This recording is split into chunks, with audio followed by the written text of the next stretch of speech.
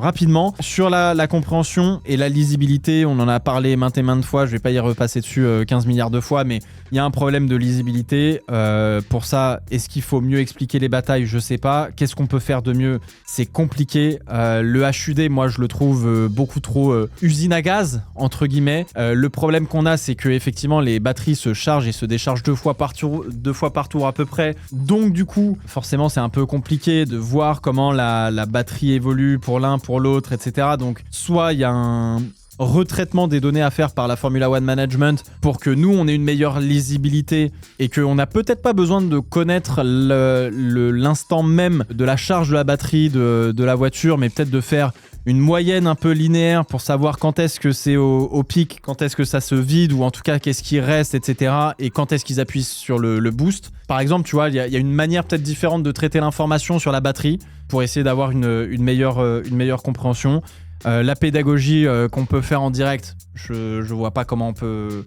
Ça me paraît très compliqué, et là c'est un peu la sauce pour les commentateurs, je trouve. Malheureusement, là ça va être compliqué.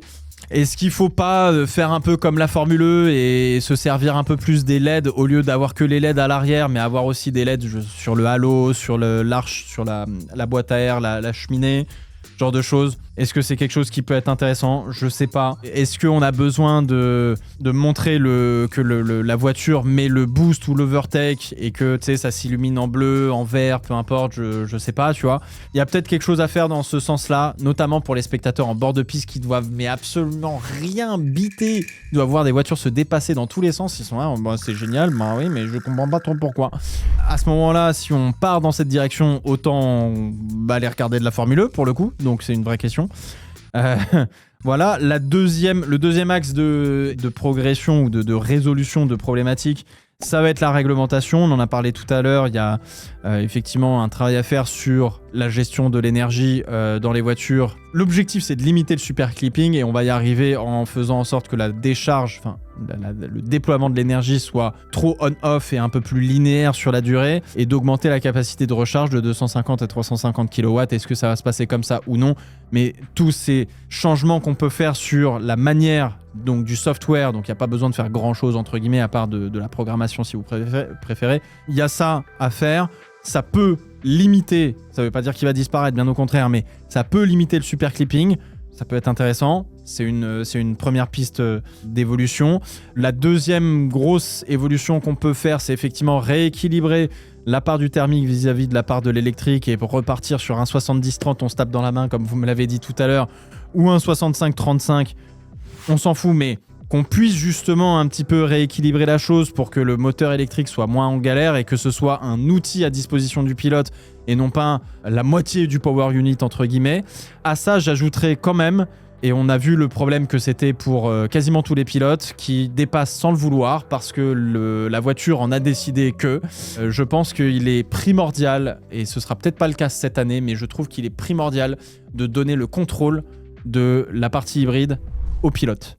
Le pilote ne doit pas avoir de déploiement particulier à part une aide, comme c'était le cas des V6 turbo hybrides ou comme c'est le cas, je crois, en WEC. Il doit avoir un déclenchement du déploiement de l'énergie quand il accélère, et très bien, et voilà. Et en fait, il faut qu'elle soit la même, entre guillemets, pour tous, ou en tout cas qu'elle soit très cadrée pour qu'en fait, on n'ait pas besoin d'en parler. Et derrière, le pilote a le boost pour décharger la batterie, et il sait qu'il peut utiliser X boost par tour, entre guillemets, X de temps de boost, un peu comme le KERS. Et là, du coup, on reviendrait à quelque chose de beaucoup plus intéressant parce que c'est le pilote qui reprendrait la main sur la voiture et non pas l'inverse. Là, aujourd'hui, c'est la voiture qui a la main sur le pilote et le pilote, il est passager. Donc, c'est un peu relou. Donc, moi, ça, c'est l'axe d'amélioration le plus important qu'il va falloir travailler, qui est pour l'instant pas encore à l'ordre du jour, ce qui me paraît complètement aberrant. Mais je suis pour qu'il y ait un déploiement de l'énergie un peu standardisé d'une certaine manière, et derrière, de combler ce déploiement-là par l'action du pilote. Donc ils n'ont pas le contrôle du déploiement. La voiture est en machine learning, donc au fur et à mesure des tours, elle fait « Ah ok, c'est comme ça qu'il faut piloter, c'est comme ça que je dois déployer, très bien, je fais ça ». Et en fait, elle ne demande pas l'avis à son pilote, et le pilote dit là, je suis obligé de dépasser, là je suis obligé de calmer le rythme parce que du coup, il y a la voiture devant, les pneus, ceci, cela. Le computer de la bagnole, il est là, il fait « Mais je m'en bats les steaks de savoir que si tu économises les pneus ou pas ». Moi, tu m'as dit, le tour d'avant, c'est comme ça que ça passe. Je passe comme ça. Hein. Si vous voulez, la batterie aujourd'hui, enfin tout le système hybride en Formule 1, c'est un copilote de rallye qui est réglé en mode automatique. C'est-à-dire que si jamais, d'un coup, tu roules beaucoup plus lentement, lui, il t'annonce les virages comme si tu roulais à fond. Hein. Il s'en bat les steaks. Et si jamais tu te fous en l'air, tu sais, t'as la bagnole qui est en tonneau et puis il est toujours là, de dire droite 90, attention, droite à fond, sur gauche 5 et puis droite 5, etc. Donc, c'est un moniteur d'auto-école en état d'ébriété. La comparaison est pas mal, hein. La comparaison est pas mal.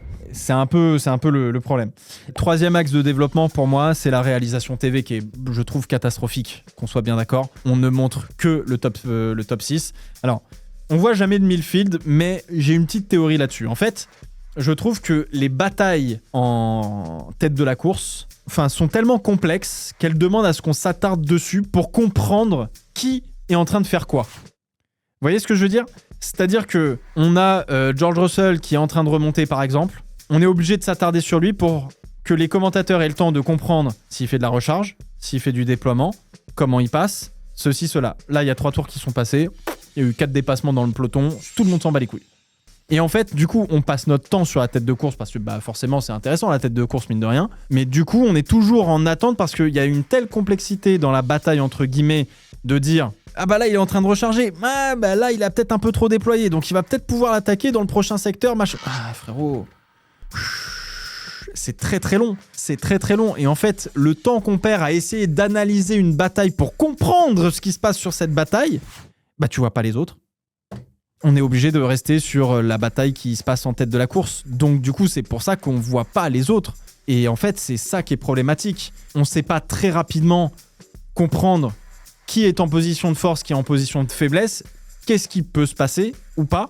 On est obligé d'attendre au moins 2-3 secteurs pour savoir c'est quoi les niveaux des batteries. Donc du coup, on peut pas aller faire un tour dans le peloton et se dire « Ah bah oui, dans le peloton, il se passe ceci, il se passe cela ». La complexité de la batterie et de la gestion du déploiement d'énergie fait qu'on ne peut pas montrer tout le monde. Point barre. Donc il y a un axe d'amélioration, effectivement, sur le fait de montrer de la bataille. Mais pour montrer de la bataille, il faut que tout soit beaucoup moins complexe pour qu'on puisse passer d'une bataille à l'autre sans être paumés, nous spectateurs, et sans que les commentateurs soient paumés aussi. On n'a même pas pu voir la magnifique livrée de la V-Carb. J'allais vous dire, ah oui, c'est vrai qu'ils avaient une livrée. On a pu voir Godzilla un peu chiffon quand même à Spoon Curve là, mais compliqué. Hein.